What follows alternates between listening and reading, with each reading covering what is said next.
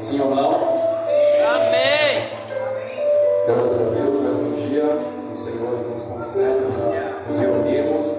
Isso é sinal que os seus braços permanecem estendidos, guardando as nossas vidas.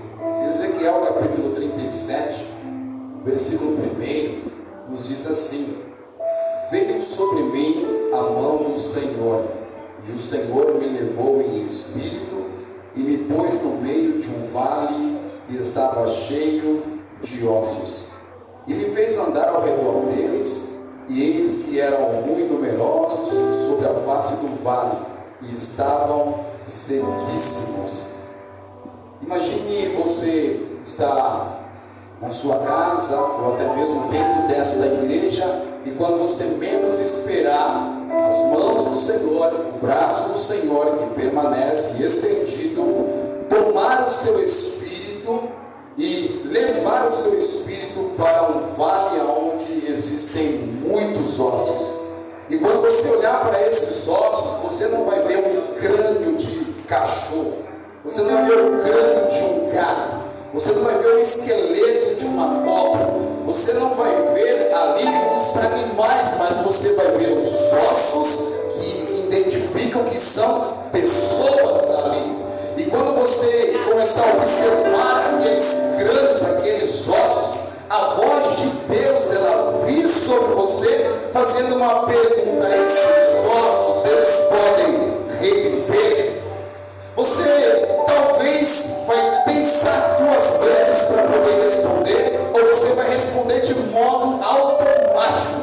Com certeza você diria: Senhor, é impossível. Talvez você não diria como Ezequiel: somente o Senhor sabe.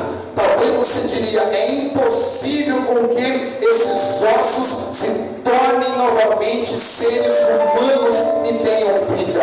Então, quando você ouvir esta pergunta do Senhor, Ele disser: olha, você vai profetizar, você vai falar assim, e aí as coisas vão acontecer. Ezequiel, ele vê a mão do Senhor, ele vê o braço do Senhor estendido, e Deus lhe dá uma experiência que ele não pedia e que ele não esperava.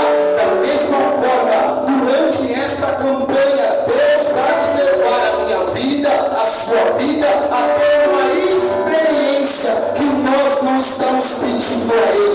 Existem petições que existem, mas existe também a vontade de Deus, que é boa, perfeita e agradável, e Ele vem se revelando ao seu povo no decorrer dos anos, dos cultos, porque Ele permanece com seus braços estendidos e a sua mão sobre a sua igreja e sobre a minha vida. E imagine então que quando Ezequiel obedece ao Senhor, ele começa a enxergar ossos com ossos se juntando, nervo, pele, tudo formando seres humanos, mas ele não enxerga aqueles seres humanos respirando.